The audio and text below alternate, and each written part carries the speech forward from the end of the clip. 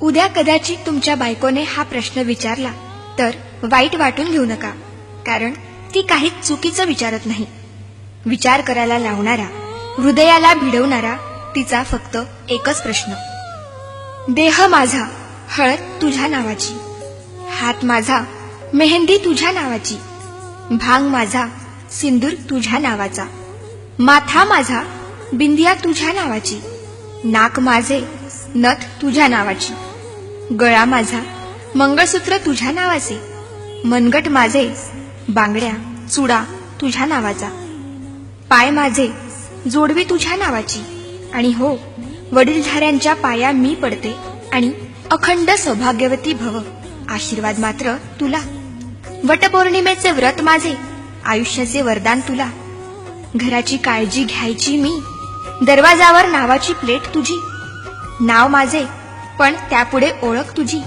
इतकंच काय, उदर माझे, रक्त माझे, दूध माझे आणि मुलं तुझ्या नावाची. माझं सगळंच तर तुझ्या नावाचं. तक्रार नाही, प्लीज रागावूही नकोस.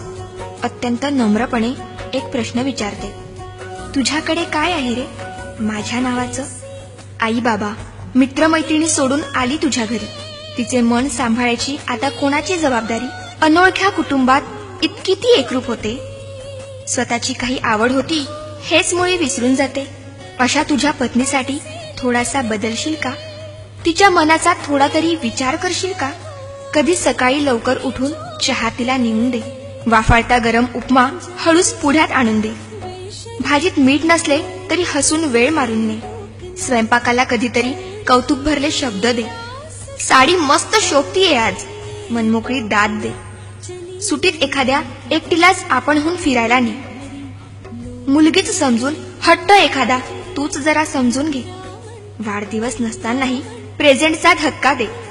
वादात स्वर उंचावताच शांतपणे ऐकून घे. पुरुषप्रधान संस्कृती सोडून माणूसपणाला थारा दे. झोपताना थोपटून तिला आधाराची कुशी दे. जमलेच तर सुरात गुणगुणून स्वप्नांची मोकळीक दे. हातात हात घेतलास लग्नात, आता खरी साथ दे. नवरेपणा दूर टाकून विसावायला प्रेमळ खांदा दे. अशी काहीशी साथ दे, मित्रत्वाचा हात दे.